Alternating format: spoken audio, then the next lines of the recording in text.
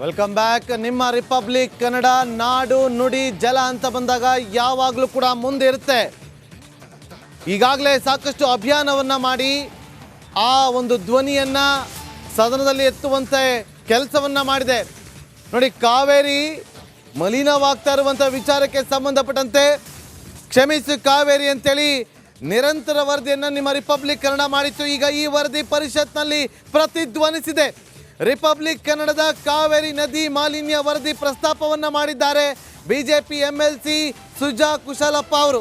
ಶೂನ್ಯ ವೇಳೆಯಲ್ಲಿ ಈ ವಿಚಾರವನ್ನ ಪ್ರಸ್ತಾಪ ಮಾಡಿದ್ದಾರೆ. ಕಾವೇರಿ ನದಿಗೆ ತ್ಯಾಜ್ಯ ಸೇರುತ್ತಿರುವುದರಿಂದ ಮಲಿನವಾಗಿದೆ. ಈ ಬಗ್ಗೆ ರಿಪಬ್ಲಿಕ್ ಕನ್ನಡ ನಿರಂತರವಾಗಿ ವರದಿಯನ್ನ ಮಾಡಿದೆ. ಸರ್ಕಾರ ಕೂಡಲೇ ಕಾವೇರಿ ಸಂರಕ್ಷಣೆ ಬಗ್ಗೆ ಕ್ರಮ ವಹಿಸಲಿ ಅಂತೇಳಿ ಪರಿಷತ್ನಲ್ಲಿ ರಿಪಬ್ಲಿಕ್ ಕನ್ನಡ ವರದಿಯನ್ನ ಪ್ರಸ್ತಾಪ ಮಾಡಿದ್ದಾರೆ. ಮಾಡದೆ ತಾಜಾ ನೀರನ್ನು ನೇರವಾಗಿ ನದಿಗೆ ಬಿಡುತ್ತಿದ್ದಾರೆ. ಶೌಚಾಲಯ ಗುಂಡಿಗಳು ನದಿಯ ದಡದಲ್ಲೇ ನಿರ್ಮಿಸುತ್ತಿರುವುದರಿಂದ ಮಳೆಗಾಲದಲ್ಲಿ ಸಮಯದಲ್ಲಿ ಗುಂಡಿಗಳು ಕುಸಿಯುತ್ತಿರುವ ಮೂಲಕ ಶೌಚಾಲಯ ನೀರು ನದಿಗೆ ಸೇರುತ್ತದೆ. ಈ ಬಗ್ಗೆ ಸಮಗ್ರವಾಗಿ ರಿಪಬ್ಲಿಕ್ ಕನ್ನಡ ಟಿವಿ ಮಾಧ್ಯಮದಲ್ಲಿ ನಿರಂತರವಾಗಿ ಪ್ರಸಾರವಾಗುತ್ತಿದೆ. ಈ ಹಿನ್ನೆಲೆಯಲ್ಲಿ ನದಿ ದಡದಲ್ಲಿರುವ ಗ್ರಾಮದಲ್ಲಿ ಆಯಾ ನದಿ ಸಂರಕ್ಷಣೆ ಹಾಗೂ ಗ್ರಾಮ ಪಂಚಾಯಿತಿ ಕಟ್ಟುನಿಟ್ಟಿನ ಕ್ರಮಕ್ಕೆ ಮುಂದಾದಲ್ಲಿ ಮಾಲಿನ್ಯ ತಡೆಗಟ್ಟಬಹುದು. ಗ್ರಾಮ ಪಂಚಾಯಿತಿ ವ್ಯಾಪ್ತಿಯಲ್ಲಿ ನದಿ ಮಾಲಿನ್ಯ ನಿಯಂತ್ರಣ ತಂಡನ ರಚನೆ ಮಾಡಬೇಕು. ಇಂಗು ಗುಂಡಿಗಳನ್ನು ನಿರ್ಮಾಣ ಮಾಡದೆ ತಾಜಾ ನೀರನ್ನು ನೇರವಾಗಿ ನದಿಗೆ ಬಿಡುತ್ತಿದ್ದಾರೆ. ಶೌಚಾಲಯ ಗುಂಡಿಗಳು ನದಿಯ ದಡದಲ್ಲೇ ನಿರ್ಮಿಸುತ್ತಿರುವುದರಿಂದ ಮಳೆಗಾಲದಲ್ಲಿ ಸಮಯದಲ್ಲಿ ಗುಂಡಿಗಳು ಕುಸಿಯುತ್ತಿರುವ ಮೂಲಕ ಶೌಚಾಲಯ ನೀರು ನದಿಗೆ ಸೇರುತ್ತದೆ. ಈ ಬಗ್ಗೆ ಸಮಗ್ರವಾಗಿ ರಿಪಬ್ಲಿಕ್ ಕನ್ನಡ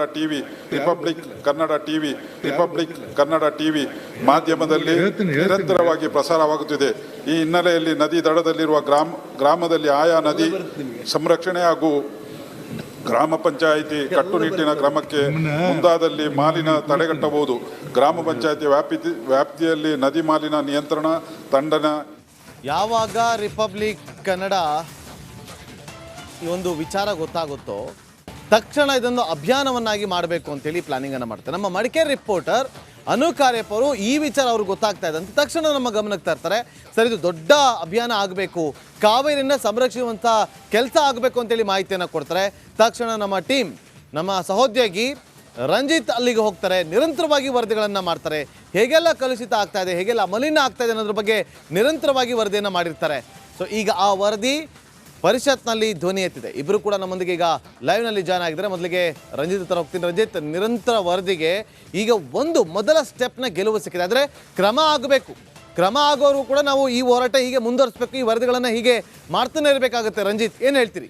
ಖಂಡಿತವಾಗ್ಲೂ ಕೂಡ ನಾಗೇಂದ್ರ ಬಾಬು, ಯಾವ ನದಿ ನಮ್ಮ ಜೀವ ನದಿಯಾಗಿದೆ, ಯಾವ ನದಿಯನ್ನ ತೀರ್ಥ ರೂಪಿಣಿಯಾಗಿ ನಾವು ನೋಡ್ತೀವಿ, ಯಾವ ನದಿ ದಕ್ಷಿಣ ಭಾರತದ ಗಂಗೆ ಅಂತೇಳಿ ಕರೆಸಿಕೊಳ್ಳುತ್ತೆ, ಯಾವ ಅನ್ನ ನದಿ ಜನರ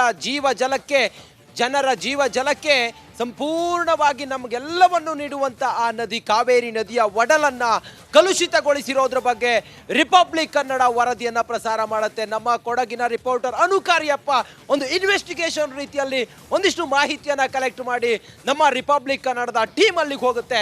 ನಾನೇ ಹೋಗ್ತೀನಿ. ರಿಪಬ್ಲಿಕ್ ಕನ್ನಡದ ಆ ಇನ್ವೆಸ್ಟಿಗೇಷನ್ನ ವರದಿಯ ಭಾಗವಾಗಿ ನಾವು ಮಾಲಿನ್ಯ ನಿಯಂತ್ರಣ ಮಂಡಳಿಯ ಲ್ಯಾಬ್ ರಿಪೋರ್ಟನ್ನು ತೆಗೆದುಕೊಳ್ತೀವಿ. ರೀಸೆಂಟ್ ಜನವರಿಯ ಲ್ಯಾಬ್ ರಿಪೋರ್ಟನ್ನು ತೆಗೆದುಕೊಂಡಾಗ ಅಲ್ಲಿ ಅಲ್ಯೂಮಿನಿಯಂ ಅಂಶ ಇರೋದು ಗೊತ್ತಾಗುತ್ತೆ. ಕಾಫಿ ಪಲ್ಪಿಂಗ್ ನೀರು ಸಂಪೂರ್ಣವಾಗಿ ಯಾವುದೇ ಶುದ್ಧೀಕರಣ ಇಲ್ಲದೆ ಕಾವೇರಿ ನದಿಯ ಒಡಲನ್ನ ಕಲುಷಿತಗೊಳಿಸಿ ಜೀವ ಜಲಚರಗಳಿಗೆ ಮಾರಕವಾಗಿ ಪರಿಣಮಿಸಿರೋದ್ರ ಬಗ್ಗೆ ನಾವು ವರದಿಯನ್ನು ಮಾಡ್ತೀವಿ. ಅಲ್ಲಿನ ಜನರು ಆ ನರಕ ಯಾತನೆಯಿಂದ ಬಳಲ್ತಾ ಇರೋದನ್ನು ನಾವು ನೈಜ ವರದಿಯನ್ನು ಪ್ರಸಾರ ಮಾಡ್ತೀವಿ. ಅದರ ಜೊತೆಗೆ ಆ ರಿವರ್ ಬ್ಯಾಂಕಿಂಗ್ ಝೋನ್ ಅಂತೇಳಿ ನಾವೇನು ಕರಿತೀವಿ, ಅಲ್ಲಿ ಶೌಚಾಲಯಗಳನ್ನು ಮಾಡಿಕೊಂಡು ಸಂಪೂರ್ಣವಾಗಿ ನಗರದ ತ್ಯಾಜ್ಯವನ್ನ ಕಾವೇರಿ ನದಿಯ ಒಡಲಿಗೆ ಬಿಟ್ಟಿರೋದ್ರ ಬಗ್ಗೆ ನಾವು ನಿರಂತರವಾಗಿ ವರದಿಯನ್ನು ಪ್ರಸಾರ ಮಾಡಿದ್ವಿ. ಜನ ಹೇಳ್ತಾ ಇದ್ರು, ನಮ್ಮ ಜೀವನದಿ ಬೇರೆ ಎಲ್ರಿಗೂ ಕೂಡ ಸುಮಾರು 802 ಕಿಲೋಮೀಟರ್ ಹರಿಯುವಂಥ ಈ ಕಾವೇರಿ ನದಿ ಬೇರೆ ರಾಜ್ಯಗಳಿಗೆ ಇದು ಕೇವಲ ನದಿ ಆಗಿರ್ಬೋದು, ಆದರೆ ಕೊಡಗಿನ ಜನರಿಗೆ ಇದು ತೀರ್ಥ ರೂಪಿಣಿ ಅಂತೇಳಿ ಹೇಳ್ತಾ ಇದ್ರು.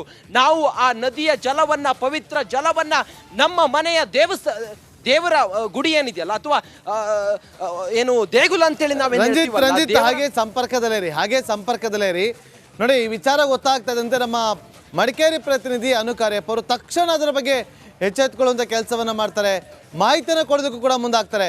ಅನು ಕಾರ್ಯಪ್ಪ, ಈಗ ಮಡಿಕೇರಿ ಆ ಭಾಗದ ಜನ ಏನು ಹೇಳ್ತಾರೆ ಈ ವಿಚಾರವಾಗಿ? ಯಾಕೆಂದರೆ ಪರಿಷತ್ನಲ್ಲಿ ರಿಪಬ್ಲಿಕ್ ಕನ್ನಡ ವರದಿ ಪ್ರಸ್ತಾಪ ಆಗಿದೆ.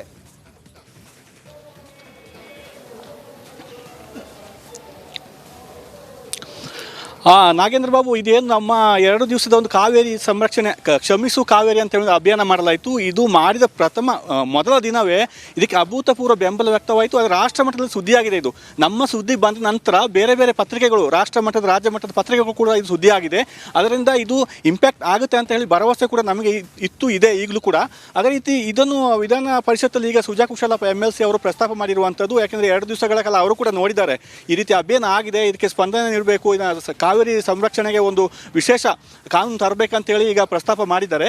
ಇದೇ ರೀತಿ ಮುಖ್ಯಮಂತ್ರಿಗಳ ಕಾನೂನು ಸಲಹೆಗಾರ AS ಪೊನ್ನಣ್ಣ ಮತ್ತು ವಿರಾಜಪೇಟೆ ಶಾಸಕರು ಕೂಡ ಅವರು ಕೂಡ ಇವತ್ತು ಇದು ಮಾತಾಡಲಿಕ್ಕೆಲ್ಲ ತಯಾರಿಯನ್ನು ಮಾಡ್ಕೊಂಡಿದ್ರು, ಬೆಳಿಗ್ಗೆ ಕೂಡ ಮಾಹಿತಿ ಕೊಟ್ಟಿದ್ರು. ಆದರೆ ಇವತ್ತೇನು ಅಧಿವೇಶನವನ್ನು ಸೋಮವಾರಕ್ಕೆ ಮುಂದೂಡಿದ್ದಾರೆ. ಸೋಮವಾರ ಕೂಡ ಮಾತಾಡುವ ಎಲ್ಲ ಸಾಧ್ಯತೆ ಕೂಡ ಇದೆ. ಅಂದರೆ ಇದಕ್ಕೆ ಒಂದು ನಮಗೆ ಬೆಂಬಲವಾಗಿ ಇವರಲ್ಲಿ ಮಾತಾಡ್ತಿರುವಂಥದ್ದು ನಮ್ಮ ಅಭಿಯಾನಕ್ಕೆ. ಇದಕ್ಕೆ ಸರ್ಕಾರ ಕೂಡ ಸ್ಪಂದನೆ ನೀಡುತ್ತೆ ಅಂತ ಹೇಳುವಂಥ ಒಂದು ಭರವಸೆ ಕೂಡ ಇದೆ. ಯಾಕೆಂದರೆ ಅವರು ಕೂಡ ಈ ಕಾವೇರಿ ರಕ್ಷಣೆ ಬಗ್ಗೆ ಅವರು ಮುಖ್ಯಮಂತ್ರಿ ಸಿದ್ದರಾಮಯ್ಯ ಸೇರಿದಂತೆ ನಮ್ಮ ಸಚಿವರುಗಳು ಈ ಬಗ್ಗೆ ಸ್ಪಂದನೆ ನೀಡ್ತಾರೆ ಅಂತ ಹೇಳುವಂಥ ಭರವಸೆ ಇದೆ. ಯಾಕಂದರೆ ಕಾವೇರಿ ರಕ್ಷಣೆ ಆಗಲೇಬೇಕಾಗಿದೆ. ಅದರಿಂದಲೇ ಕೂಡ ನಾವು ಸರ್ಕಾರದ ಗಮನ ಸೆಳೆಯುವುದಕ್ಕಾಗಿ ಈ ಒಂದು ಅಭಿಯಾನವನ್ನು ಕೂಡ 2 ದಿವಸ ಮಾಡಿರುವಂಥದ್ದು. ಮುಂದೆ ಕೂಡ ನಿರಂತರವಾಗಿ ಈ ಅಭಿಯಾನವನ್ನು ನಾವು ಮುಂದುವರಿಸ್ತೇವೆ ಅಂತ ಹೇಳ್ಬೋದು. ಯಾಕೆಂದರೆ ಇದು ರಿಪಬ್ಲಿಕ್ ಕನ್ನಡದ ದೊಡ್ಡ ಒಂದು ಎಸ್ ನಾವು ಮಾಡಿದಂಥ ಅಭಿಯಾನಗಳಿಗೆ ಖಂಡಿತವಾಗ್ಲೂ ಕೂಡ ಅದು ಜನರ ಪರವಾಗಿರುತ್ತೆ. ಸೊ ಈಗ ಅಂಥ ಒಂದು ಕೆಲಸವನ್ನು ಮಾಡಿದ್ವಿ. ಪರಿಷತ್ನಲ್ಲಿ ಧ್ವನಿ ಎತ್ತಲಾಗಿದೆ. ಪರಿಷತ್ನ ಸದಸ್ಯರು ಈಗ ಆ ವಿಚಾರ ಸರ್ಕಾರ ಗಮನಕ್ಕೆ ತರುವಂಥ ಕೆಲಸವನ್ನು ಮಾಡಿದರೆ ಸರ್ಕಾರ ಹೇಗೆ ಕ್ರಮ ತೆಗೆದುಕೊಳ್ತಾರೆ ಅನ್ನೋದು ಕೂಡ ತುಂಬ ಮುಖ್ಯವಾಗುತ್ತೆ. ಥ್ಯಾಂಕ್ ಯು ರಂಜಿತ್ ಹಾಗೂ ಅನು ಕಾರ್ಯಪ್ಪ ನಿಮ್ಮೆಲ್ಲ ಮಾಹಿತಿಗಾಗಿ. ಕ್ಯಾಪ್ಟನ್ ಅರ್ಜುನ್ನ ಕೊಂದಿದ್ದು ಯಾರು? ಅವ್ರ ನರೇಟಿವ್ ಎಲ್ಲಿ ತಂದಿಟ್ಟಿದ್ದಾರೆ ಅಂತಂದ್ರೆ ಸಂಪತ್ತನ್ನ ಹಂಚಿಬಿಡೋದು ಅಂತ. ಇದು ಸ್ಟುಡಿಯೋ ಟಿಪ್ಪು ಜಯಂತಿ ಮಾಡಕ್ಕೆ ಅವ್ರಿಗೆ ಖಂಡಿಸಿದ್ರು. Very nice. ಯಾರು ತಪ್ಪು ಮಾಡಿರೋದಿಲ್ಲಿ? ಓಲೈಕೆ ಹೇಳಿಕೆ ಇದು ಅಂತ ಹೇಳಿ ಯಾಕೆ ಪರಿಗಣಿಸಬಾರದು?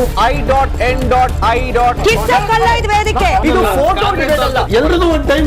ನಿಮ್ಮ ಸಮಯ ಮುಗಿದಿದೆ. ಅವ್ರು ಹೇಳಕ್ಕಿಂತ ಮುಂಚೆನೆ ಹೇಗೆ ಪ್ರತಾಪ್ ಸಿಂಹ ಪಾಸ್ ಕೊಟ್ಟಿದಂತ ಆಗ್ಲಿ ಡಿಕ್ಲೇರ್ ಆಗೋಗಿತ್ತು ಅಂತ ನನಗೊಂದು ಡೌಟ್ ಬಂತು. ಸಾಕು ನಿಲ್ಸಿ. ಕೆಟ್ಟ ಪದ ಬಳಕೆ ಕಾಂಪಿಟೇಷನ್ ಇಟ್ಟಿಲ್ಲ ನಾವಿಲ್ಲಿ.